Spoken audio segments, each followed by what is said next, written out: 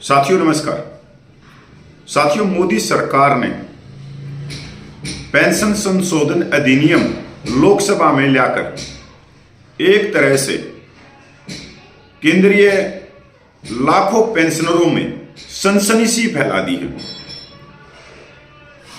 लाखों पेंशनर के हलक से पानी नीचे नहीं जा रहा कि इस समय ये पेंशन संशोधन अधिनियम लोकसभा में क्यों और किसके लिए लाया गया।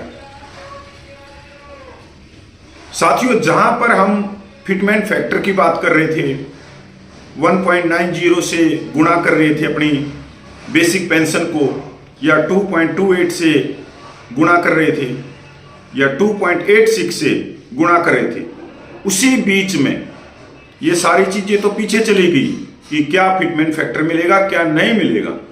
अब तो बात यह आ गई कि जो पूर्व पेंशनर हैं, क्या वो उनको 8वां वेतन आयोग मिलेगा या नहीं मिलेगा।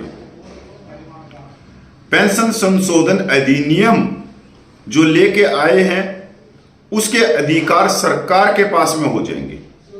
अब सरकार चाहेगी तो 8वां वेतन आयोग का लाभ देगी, नहीं चाहेगी तो नहीं देगी। अब बात आते हैं लागू किस पे हो रहा है।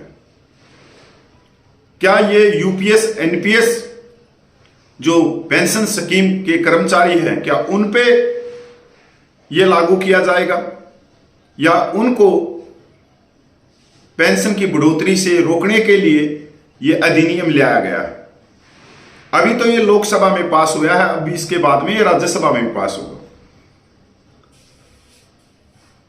तो हो सकता है कि यूपीएस और एनपीएस के जो कर्मचारी हैं उनको महंगाई भत्ता तो मिले पर 8वें वेतन आयोग का फायदा ना मिले, उनके लिए हो सकता है ये। दूसरी बात, इसमें जो 30 लाख पूर्व सैनिक हैं उनके लिए भी हो सकता है ये 8वां वेतन आयोग से उनको बाहर रखा जाए। और रखने के पीछे एक कारण भी बताया जा सकता है सरकार की तरफ से कि हम हर 5 साल में सैनिकों की पेंशन को रिवीजन कर रहे हैं ओआरओपी के नाम से। अब अगला जो रिवीजन होना है वो जुलाई 2029 में होना है।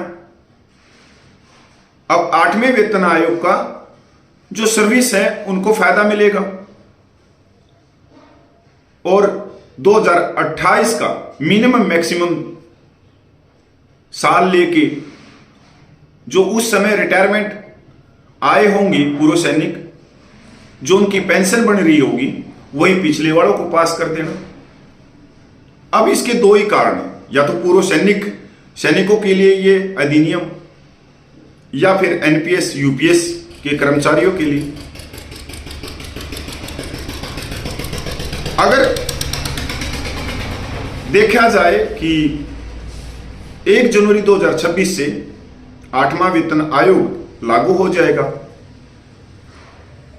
तो 26, 27, 28 और 29 के 6 महीने, मतलब 3.5 साल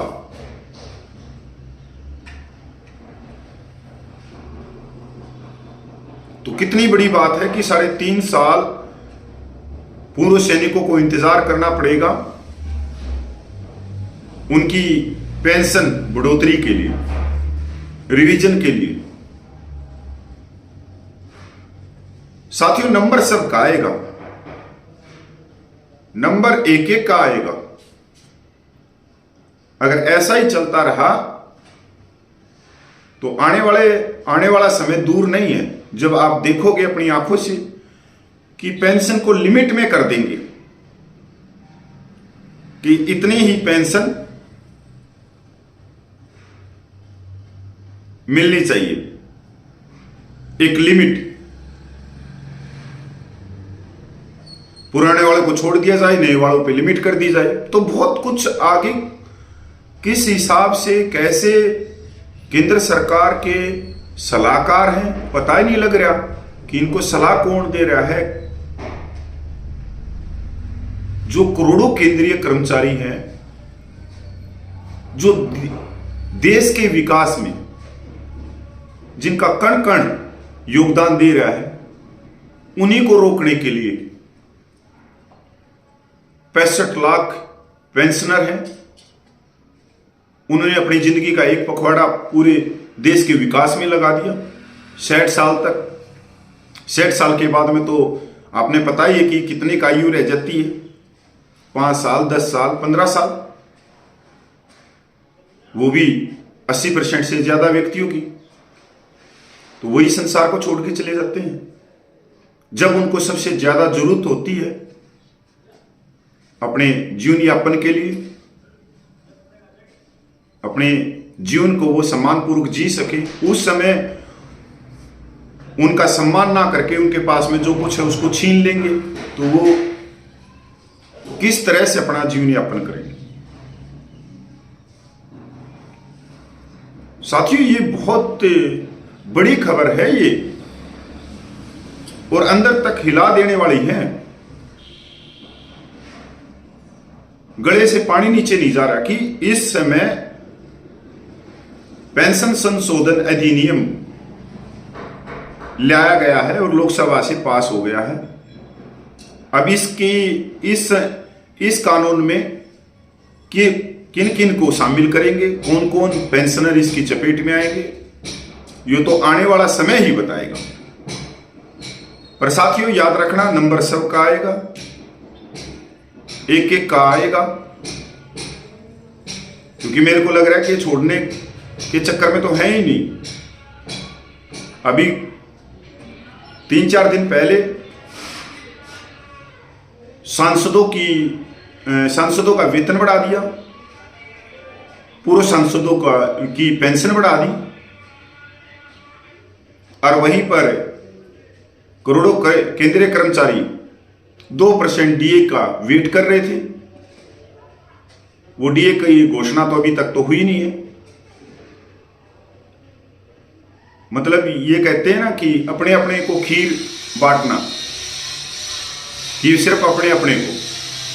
तो देश की राजनीति चाहे पक्ष हो चाहे विपक्ष हो, ये सिर्फ हमारे को दिखाने के लिए तू मैं करते हैं संसद में बैठ के। नहीं तो ये सब एक ही कैंटीन में जाके खाना खाते हैं, हाथ मिलाते हैं कि हमने जनता के लेने हैं स्वाद, हम आ गए संसद में, और जनता इनके लिए आपस में भाईचारे को, एक दूसरे को गालियां देने शुरू कर देते हैं। किन के लिए आप गालियां दे रहे हो, क्यों दे रहे हो, ये जबकि सब एक हैं, सारी राजनीतिक पार्टियां एक हैं। भाइयों, अपने अधिकारों के लिए आप राजनीति को छोड़ना पड़ेगा कि मेरी फलानी पार्टी है, मेरी फलानी पार्टी है। किसी की कोई पार्टी नहीं है, ये सब एक पार्टी के ही हैं। पर केंद्रीय कर्मचारियों की एक ही पार्टी है, उनका वेतन, उनकी पेंशन, जिससे उनका जीवन यापन होता है। उसके बारे में गहनता से सोचो। और जिस तरह से केंद्रीय कर्मचारियों के बड़े बड़े संगठनों के कान खड़े हो गए हैं इस पेंशन अधिनियम से जो लाया गया है, क्योंकि हर तरह सनसनी फैल गई है, खलबली मच गई है इस विधेयक से, इसका विरोध भी हो रहा है। हमारे कोट टाई वाले यूट्यूबर आज सुबह ही फिर दिखा देंगे 1 घंटे के बाद में कि फिटमैन फैक्टर मिलेगा 2.86, क्योंकि उनको इतना ज्ञान ही नहीं, उनको कर्मचारी वर्ग को बरगलाना है, झूठ बोलनी है, टीआरपी लेनी है। बहुत सारे ऐसे यूट्यूबर हैं, साथ के साथ में स्कैनर चलता रहेगा, पेट्रम भीख मांगते रहेंगे, आर्थिक स्थिति में आप योगदान करो, मेरे अकाउंट में पैसे भेजो। इनको कोई मतलब नहीं है करोड़ों केंद्रीय कर्मचारियों से, सिर्फ आपकी जेब से इनको पैसा निकालना है और अपना घर भरना है। ऐसे यूट्यूबरों की वजह से ही आपके अधिकार बहुत पीछे छूटते हुए जा रहे हैं, और ऐसे अधिनियम आ रहे हैं क्योंकि आपकी आवाज सरकार तक जा ही नहीं रही।